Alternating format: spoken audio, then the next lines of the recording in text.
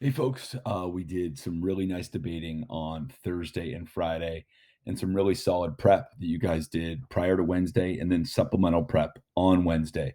So I think you guys are actually in really good shape for Monday's writing assignment on Jackson, because in many ways it just draws together or perhaps isolates certain parts of what you guys just debated over the last 2 days. But I wanted to go through real fast and give a little more clarity for those who might need it. So you know what the prompt is going to be. It's one of the 9 prompts that is listed on the Canvas assignment. Again, it's 3 by 3. So we have BOTUS, we have nullification, we have Indian removal. It's going to be in one of those sort of 3 silos. And then within each of these topics, you could be asking a question about being a guardian of the Constitution or not, being the guardian of political democracy or not, or being the guardian of economic opportunity or not. Okay, so generally speaking, what the prompt is going to be. Now, step back. We've seen some struggles with people in terms of like, what do I write for the step back? We think of that as the doorstep before the question. And again, the question is about Andrew Jackson's presidency.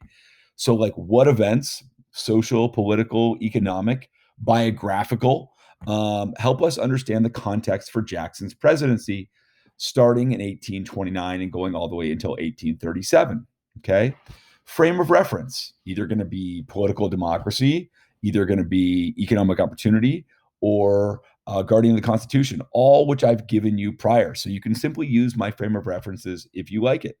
Now, I am going to ask you again here to give like 1 or 2 sentences just briefly about the topic. So, like, what happened in the BOTUS recharter, real fast? Like, what happened in the nullification crisis, real fast? What happened in the Indian Removal Act? Because again, you can't just go from the step back, sort of like what got us here, some frame of reference, and then jump right into answering the question. So you need a little bit of a bridge there, just 1 to 2 sentences, 2 sentences max, that sort of distill down what basically happened when Jackson, rechartered or was given the recharter. What happened? What's the nullification crisis fundamentally about? What's being nullified, or the Indian removal? Like, who's being removed from where to where?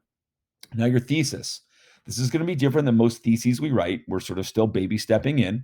You're going to still have, a concession, like we know, and that's always going to be to the lesser extent. You're always going to do that first, and then with one illustrative example, like we've done. Instead of having 2 main argument subclaims, we're only going to have one here, and that's going to be to your greater extent. It's going to be with one illustrative example. So you're like, wait a second, it's just even. One's not greater than the other. Don't worry, you'll see how that plays out. Then your body paragraph. So your first body paragraph is going to be your concession body paragraph. And again, your topic sentence for this paragraph should be basically exactly taken, cut and pasted if you need to, from your concession in your thesis. Okay. And then, in the paragraph, you're going to provide greater detail about what you said. Because again, your thesis was maybe, the concession was not even a sentence. Now you're going to give it, you're going to elaborate on it. You're going to more fully sort of explain. And then, of course, bring that evidence back to your overall claim. If you got a second piece of evidence, that's great, but not completely necessary. The main argument, body paragraph, again, you're going to pretty much carry over, to the topic sentence from the thesis. And here you have at least 2 pieces of evidence you need to use. One piece of evidence you obviously mentioned in your illustrative example, and then a second piece. Because again, this is the greater than. So you got to have at least 2 pieces here to show like this is to the greater extent. Okay. So when I talk about body paragraphs, you're just elaborating on what originally mentioned in your thesis. So provide more detail, make it more robust, sort of explain all of what's going on rather than just saying it in a sentence. Okay. So specifics win, generalities lose. And again, many of you who got 2s on your participation in your debate performance, it had to do with the fact that you talked around issues. You didn't say actually, this event in history, this idea in history, and give it a proper name. So generalities get 2s, specifics get 3s and 4s. All evidence needs to come back to your overall claim. So again, you were either claiming that Jackson was a guardian of the Constitution, or not, guardian of political democracy or not, guardian of economic opportunity or not, in one of the 3 topics, BOTUS, Indian removal, or nullification. So you've got a claim, and you constantly need to bring your evidence back to that claim through the frame of reference. Again, the frame of reference matters. Spelling doesn't matter, however, but clarity does. So if the spelling is so bad that I can't understand, it doesn't make sense. If the grammar is so bad that it doesn't make sense, then I can't give it points. Okay. So it's really important, as always, to be, as good of a speller as you can be, but also be very clear in what you're saying. Because if I don't understand it, I won't work that hard to try because I'm going to be grading so many of them. Now, these were issues with the debate, content issues that in some cases kept people from getting threes. Now, South Carolina's real motivation for nullification, obviously they didn't like the tariff. Okay, you guys really hit hard on how tariffs are far more injurious to the South than they are the North. They're meant to benefit the North. They doubly hurt the South in that they have to, pay more for goods here in America, and they get hurt abroad when they're trying to sell their agricultural goods. We got that. We got that it seemed that they were favoring the North over the South, even though, cotton is king and cotton made both the North and the South go in many ways. Their real motivation was trying to protect slavery. Not only just their economy, but certainly their sort of entire lifestyle, because they felt that if the government could sort of force something, that they didn't like down their throats in this regard, then someday they could come after slavery as an institution. And that was something that like just briefly got touched on by a few people in each debate. But that's a pretty foundational point that might want to be worked in one of the three ways if you're talking about nullification. Is nullification even legal? Well, of course, it was brought up in the Virginia and Kentucky resolutions in the late 1790s, but John Marshall pretty much wrapped it up and said no in 1803 in Marbury versus Madison. So officially, nullification is over because the Supreme Court gets to make the decision on whether laws are constitutional or not. It doesn't mean that the idea didn't stay alive. And that's pretty important for you guys to understand. So nullification technically is dead, but that didn't stop, in this case, South Carolina from putting it forward and pretty much sort of ride or die with it. So I guess it's important to realize that South Carolina couldn't do it, but they did. And they were in some ways willing to defend that idea with their militia and perhaps even with secession. So it's a tough one to do, but hopefully you can resolve that. The two Cherokee court cases, yeah, you guys mix these up a lot. The first one is the Georgia case, where basically Georgia said to the Cherokee, who again had their own constitution, like, we're going to tell you what to do, just generally. And Cherokee are like, you can't do that. We're a sovereign nation.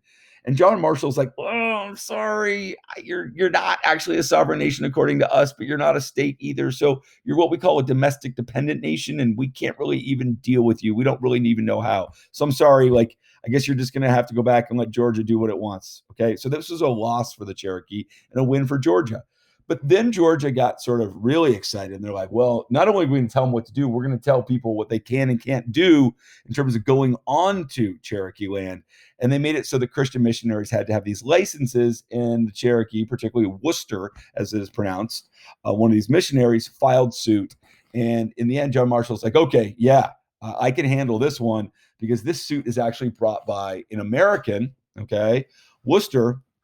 And yes, Cherokee, you are your own, basically your own nation, and Georgia can't do anything in terms of making laws, what can or can't happen, and therefore the federal government can or can't make laws. So that goes back to the 1830 Indian Removal Act, which basically says, nope, you can't be touched. Well, we know that Andrew Jackson looked at John Marshall's decision in Worcester and basically is like, make him enforce it. All right, I got an army, he doesn't. So he really does overrule the Supreme Court there. And I think many of you sort of got that in the debates. Now, Bank of the United States, second BOTUS, is it even constitutional? Many of you said, well, Andrew Jackson says it's not. It's a little bit like nullification. Like technically it was said to be constitutional in 1819 in McCulloch, not McCulloch, McCulloch v. Maryland. So in 1819, John Marshall said, yep, it's totally legal, necessary and proper clause, resolving any questions back from the 1790s. That didn't stop Jackson and others from saying, we don't believe it, but again, sort of officially on the books, it was constitutional. Now, what Jackson did in terms of vetoing the charter is not unconstitutional. You got to understand, like Clay and Webster got that through Congress, and Andrew Jackson had the opportunity to veto it or not. So he totally followed constitutional procedures when it came to the veto. Now, what he did after the fact in terms of liquidating the bank, that's a little more questionable, but probably still at the end of the day, constitutional. Again, shady. People didn't like it, but there was nothing in the Constitution that he seemed to violate. But it is important to realize that he did all of this because he still felt like the bank was unconstitutional, even after John Marshall had ruled on it. So basically, he disagreed with John Marshall's ruling in McCloskey, Maryland. He disagreed with Worcester, and in one case, with the Native Americans, he had the choice to like just go out and move them anyway. When it came to the bank, he just sort of waited for people to bring it up. And he's like, yeah, I'll knock that down and then I'll liquidate it. Now, in terms of the lawmaking process in, the tariff of abominations, that was passed under John Quincy Adams. That was a legal tariff.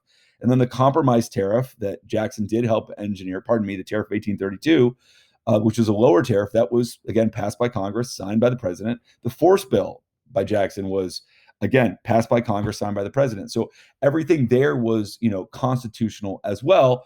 Certainly his questions about what he said he wanted to do to leaders in South Carolina, that might go against certainly the spirit of the Constitution. And lastly, the Indian Removal Act, was again passed by Congress and signed by Jackson. So at least in terms of these three laws, Indian Removal Act, the tariffs, and the Botus recharter being vetoed, they're all part of the lawmaking process. And in every case, Jackson was involved in, either signing or vetoing a bill passed by Congress. So that was actually all legal and according to the process. There are other things you might be able to argue that weren't constitutional. Now, the two panics. There's a panic in 1819 during the era of good feeling, and there's a panic in 1837 right as Jackson is going out of office.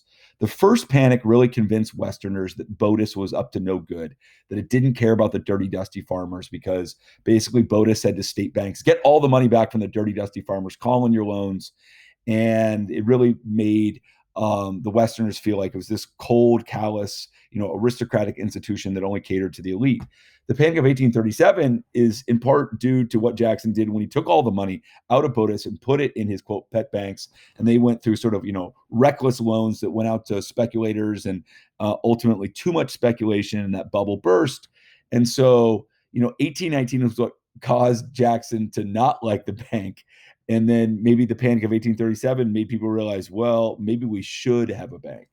So again, my goal here is not to give you all the answers. It's just to clear up some of the issues that you may not have fully gotten or may not have been able to get out in 75 seconds.